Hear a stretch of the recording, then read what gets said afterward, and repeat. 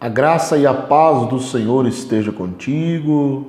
Seja muito bem-vindo, jovem. Seja muito bem-vindo, jovem, moço, moça.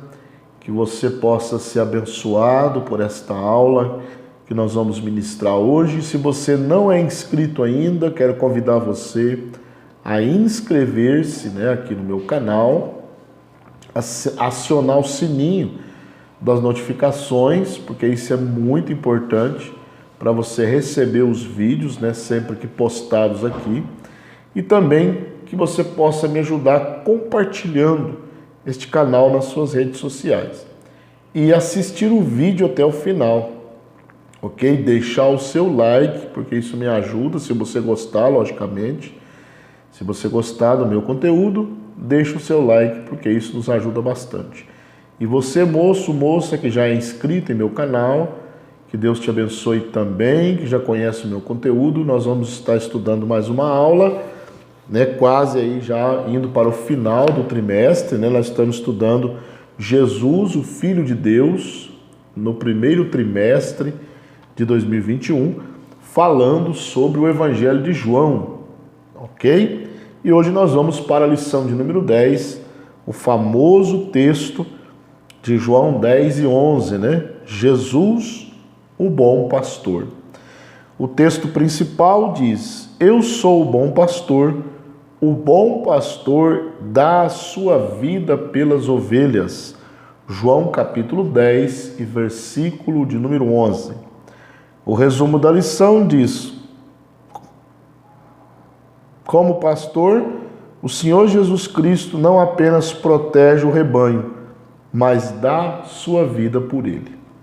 Então nós vamos agora para o texto bíblico. É muito importante, jovem, que você realize a leitura do texto bíblico, que está no livro de João, capítulo 10, do versículo 11 até o 18, ok? Que diz: Eu sou o bom pastor dá a vida pelas suas ovelhas, ou pelas ovelhas. Mas o mercenário, que não é pastor, de quem não são as ovelhas, vê vir o lobo e deixa as ovelhas e foge, e o lobo as arrebata e dispersa. Ora, o mercenário foge porque é mercenário e não tem cuidado das ovelhas. Eu sou o bom pastor e conheço as minhas ovelhas, e das minhas ovelhas sou conhecido.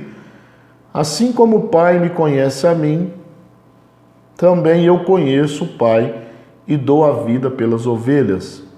Ainda tenho outras ovelhas que não são deste aprisco. Também me convém agregar a estas, e elas ouvirão a minha voz, e haverá um rebanho e um pastor. Por isso o Pai me ama, porque dou a minha vida para tornar a tomá-la. Ninguém a tira de mim, mas eu de mim mesmo a dou. Eu tenho poder para dar e poder para tomar, e poder para tornar a tomá-la. Esse mandamento recebi de meu Pai. Então esse é o texto bíblico, é muito importante que você leia o texto bíblico, ok? Vamos ver agora uma visão geral da lição, dividida em 3 pontos. Vamos ver aí primeiro o aprisco de Deus, a abrangência da mensagem, vamos ver a abrangência da mensagem do texto de hoje, o fracasso dos pastores de Israel e também o comportamento das ovelhas, isso no ponto de número 1. No ponto de número 2, dou a minha vida. Então vamos ver a abnegação de Cristo, esvaziou-se a si mesmo e também a glória de Cristo. Esse no ponto de número 2. O ponto de número 3, um só rebanho. Vamos ver aí que isso é um cumprimento escatológico, E também judeus e gentios e o cumprimento futuro. E nós iremos encerrar a nossa lição. Então essa é uma visão panorâmica da nossa lição de hoje. Então vamos lá para o primeiro ponto, o aprisco de Deus. O aprisco de Deus, a abrangência da mensagem. Então Jesus aqui, ele está falando em linguagem figurada, né, sobre o curral das ovelhas. Então, nele, o mesmo Jesus, ele é figuradamente o bom pastor e ele também é a porta para o aprisco de Deus. Então, ele se revela como bom pastor e também como a porta pela qual as ovelhas entram, né, para o aprisco de Deus. Isso remonta ao acesso que nós temos ao aprisco de Deus através unicamente do Senhor Jesus Cristo, ok? Então a mensagem de João capítulo 10 aqui nesse texto era uma mensagem com o endereço certo. Ela era endereçada para a comunidade judaica, tá bom? Era endereçada para a comunidade judaica. Jesus ele vai denunciar os ladrões, os salteadores, os mercenários, né, que não cuidavam das ovelhas, mas buscavam somente explorá-las. Então esta era uma mensagem para a nação, comunidade judaica e mais propriamente para os seus líderes, que na verdade não tinham um cuidado com as ovelhas, né? Com as ovelhas do aprisco de Deus. Muito pelo contrário, eles estavam aí praticando, né, o mercenarismo, roubando, eram salteadores, roubadores, ladrões e mercenários. Então esta mensagem ela é endereçada para a liderança judaica, né, que não se importava com as ovelhas, mas queriam somente explorá-las. O subtópico 2, o fracasso dos pastores de Israel. Então, quando se refere, Jesus lá no versículo 8, né, de João, ele se refere àqueles que vieram antes dele, ele está, como eu já disse, denunciando os maus líderes de Israel em todos os tempos. Todos aqueles que foram líderes em Israel, né, incluindo falsos profetas, falsos sacerdotes, falsos líderes, todos, né, eram errados, eram ladrões, mercenários, malfeitores, que não cuidavam das ovelhas. Então ele está se referindo aos maus líderes de Israel, especialmente no período dos reis, da monarquia, né? Quantos reis, principalmente da nação do norte, né? Na lição 10 dos adultos, nós estudamos agora, né? Tem um vídeo aqui no canal dos adultos sobre o reino do norte, o reino do sul. Então nós vimos ali os profetas do reino do norte, do reino do sul, e nós vimos ali os profetas menores, né? E também os maiores.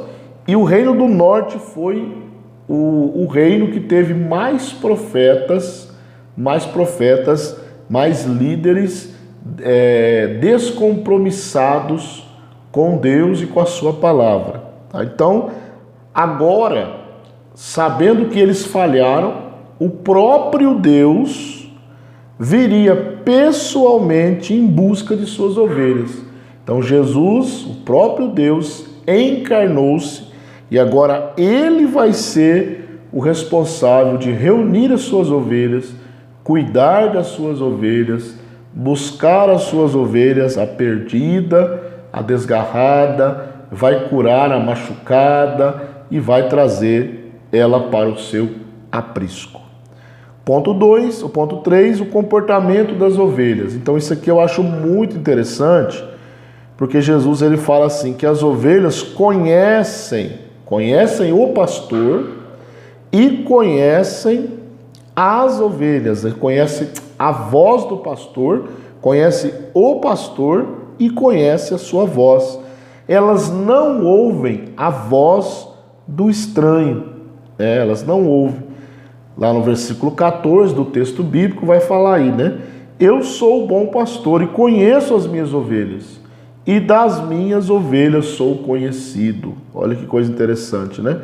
Eu conheço as minhas ovelhas e delas eu sou conhecido. A Bíblia diz que Deus conhece os que são seus, Ele sabe de todas as coisas. Então, é esse tipo de relacionamento de pastor para com ovelha, de servo para com Deus, esse relacionamento de conhecimento, você como ovelha, jovem, moço, moça, você como ovelha, saber ouvir a voz do seu pastor, saber ouvir a voz do bom pastor, o pastor de Israel, o pastor Jesus Cristo, aquele que tem as suas ovelhas, que vai reuni-las no aprisco. Então esse foi o primeiro ponto, tá bom? O aprisco de Deus. Então, nós vimos aí que a mensagem ela foi abrangente, direta para a comunidade judaica, denunciando os seus falsos líderes desde sempre, digamos assim, né? Desde quando o primeiro líder começou a desobedecer a Deus no povo de Deus. Vimos também aí que esses líderes, como pastores, eles fracassaram, e vimos aí o comportamento das ovelhas. Elas conhecem o pastor e conhecem a sua voz.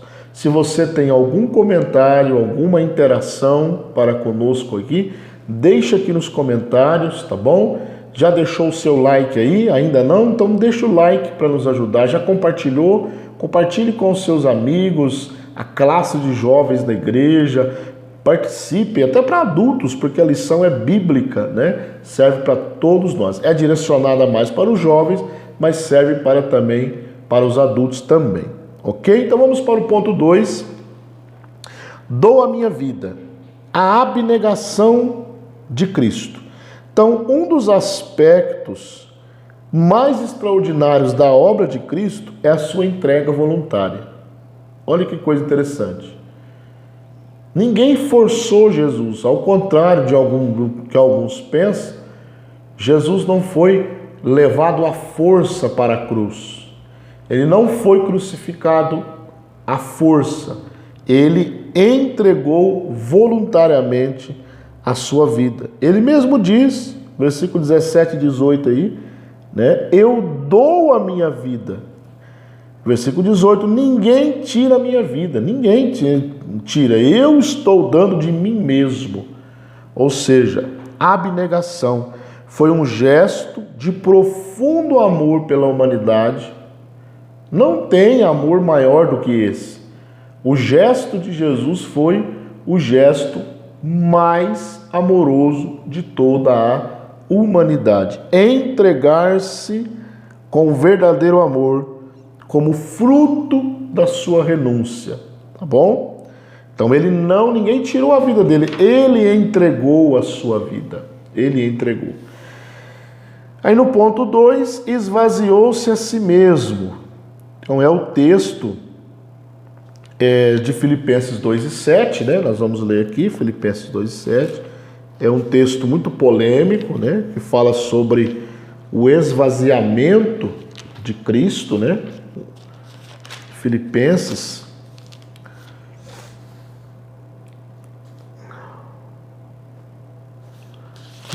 capítulo 2, versículo 7, que diz o seguinte: mas aniquilou-se a si mesmo, tomando a forma de servo, fazendo-se semelhante aos homens. Então, o termo aniquilou-se aí, né? O termo grego aí, aniquilou-se, significa literalmente esvaziou-se, né? Ou seja, Jesus abriu mão por um tempo da sua glória celestial.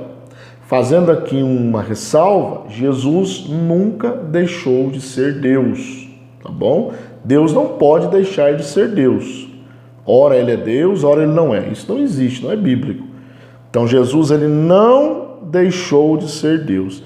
O que ele fez? Ele abriu mão por um tempo da sua posição, das suas riquezas de glória no céu, dos seus direitos e também do uso das prerrogativas divinas.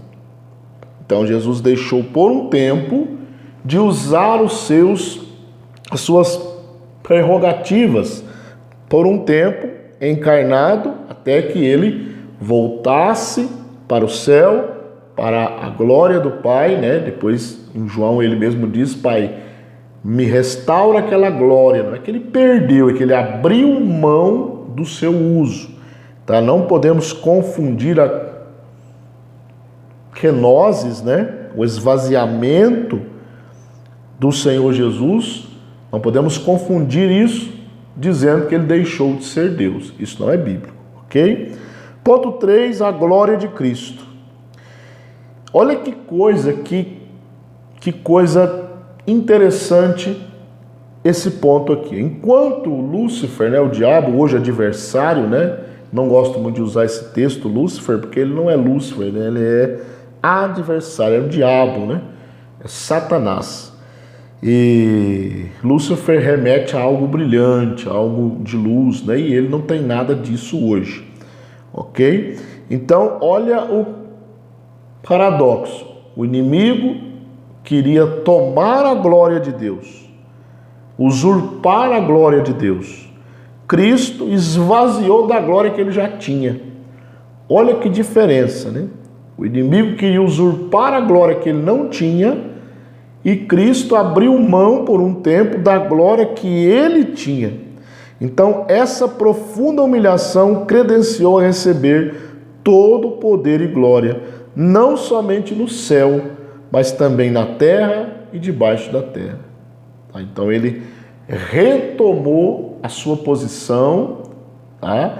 Após esvaziar-se, após viver-se nesta terra, ressuscitar, morrer e ressuscitar, ele retomou a sua posição, deixando claro mais uma vez que ele nunca deixou de ser Deus, ele apenas abriu mão de suas prerrogativas divinas, né? É o que o texto diz aí, aqui no versículo 8. E achado na forma de homem, humilhou-se a si mesmo, né? Sendo obediente até a morte e morte de cruz. Olha que coisa interessante, né? Lá no versículo 6 ele diz que sendo em forma de Deus, sendo Deus, não teve por usurpação ser igual a Deus. Ele abriu mão das suas prerrogativas divinas. Ok? Encerramos aqui então o ponto de número 2. Ok? Dou a minha vida. O que nós aprendemos aqui? Que Jesus doou de livre e espontânea vontade, por amor, a sua vida por nós. Vimos o seu esvaziamento, tá bom? Que ele não deixou de ser Deus, e a restauração da sua glória, né? Que agora todo nome em cima do céu, na terra, tem que se dobrar, né? Até debaixo da terra, que é o versículo 10 de Filipenses 2, né? Diz aí que para que o nome de Jesus se dobre todo, ao nome de Jesus se dobre todo o joelho dos que estão nos céus e na terra e debaixo da terra. Tá bom? Se você tem alguma dúvida aqui, jovem, deixa aqui nos comentários, interaja conosco, tá bom? Porque nós vamos responder, deixar um joinha aí no seu comentário e interagir com você. Vamos para o último ponto, um só rebanho. Então nós vamos ver aí que um cumprimento escatológico. Então, quando Jesus fala, né, que há outras ovelhas, que ele precisa ainda agregar ao seu aprisco, ele está falando isso escatologicamente, né? É um prenúncio de glória para o reino do Messias, como foi vaticinado, né, aos profetas do Velho Testamento, veterotestamentários. Isso anuncia um tempo em que Jesus haverá de ter um só rebanho e ele será o pastor, o único pastor desse rebanho. O profeta Ezequiel falou disso, né? Ezequiel 34:3, e levantarei sobre elas, sobre as ovelhas, né, um só pastor, e ele as apacentará. O meu servo Davi é que as apacentar, que há de apacentar, ele lhe servirá de pastor. Uma referência ao próprio Cristo, né? Logicamente. Também lá no versículo 24, de Ezequiel 37, e meu servo Davi reinará sobre eles, uma referência a Cristo também, e todos eles terão um pastor e andarão nos meus juízos e guardarão os meus estatutos e os observarão. Então aqui é uma promessa, tá bom? Escatológica, de que um dia o Senhor Jesus vai estar como um pastor único sobre o seu rebanho. No subtópico 2 diz judeus e gentios. Então, quando Jesus disse aos judeus que lhe convinha agregar outras ovelhas, né, não alcançou compreensão alguma de seu auditório. Né? Parece que as pessoas não entenderam o que ele estava dizendo ali, né? E aí diz que isso seria uma realidade mesmo após a descida do Espírito Santo. Mesmo os apóstolos, cheios do Espírito Santo, batizados no Espírito Santo, não tiveram muito bem essa compreensão. Você pode ver que em Atos 15, no concílio de Jerusalém, houve sim uma flexibilização, né, dos costumes judaicos para com os gentios, tá? Mas dá uma impressão de que eles não se importavam ainda com os gentios, né? Então Pedro prega para Cornélio, aí começa a evangelização dos gentios, porém parece que mesmo os apóstolos não tinham no começo essa visão de evangelização mundial, que era um plano de Deus para todo Israel. Deus escolheu Israel das nações para dele vir o Cristo e do Cristo o povo ser um povo missionário para levar a palavra de Deus aos gentios. Mas os judeus, eles não entenderam isso, né? Ou pelo menos até agora. No subtópico 3 nós vamos ver isso aí. Subtópico 3, o cumprimento futuro. Então até nos dias presentes, até nos dias de hoje, como nação, os judeus ainda não reconhecem Jesus como Messias. Tá bom? Alguns judeus individualmente aceitaram a Cristo, né? Se converteram, mas como nação isso ainda não aconteceu. Então o rebanho ainda não está completo, né? Jesus falou, eu tenho outras ovelhas ainda, e o rebanho ainda não está completo.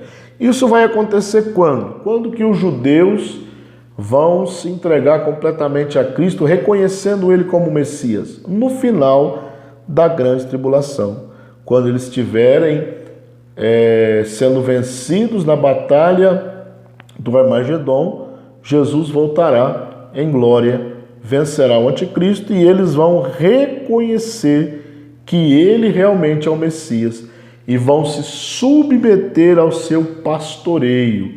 E aí sim, o seu pastoreio, né, estará sobre os judeus completamente. Aquilo que já deveria ter ocorrido, né, vai ocorrer só no final da grande tribulação. Ok? Então, para encerrar aí, recapitulando esse ponto aí, o que nós vimos aqui? Há um só rebanho. Então, um cumprimento escatológico, judeus e gentios, tá bom? E um cumprimento futuro. Ok? Espero que esta aula, jovem, seja de grande valia para a sua vida, que você se submeta, se ainda não o fez, se submeta ao senhorio de Cristo, ao pastoreio de Cristo, porque é muito bom ter um pastor, e principalmente o pastor Jesus Cristo, porque ele nunca vai te decepcionar. Ok? Que Deus em Cristo te abençoe e até a próxima aula.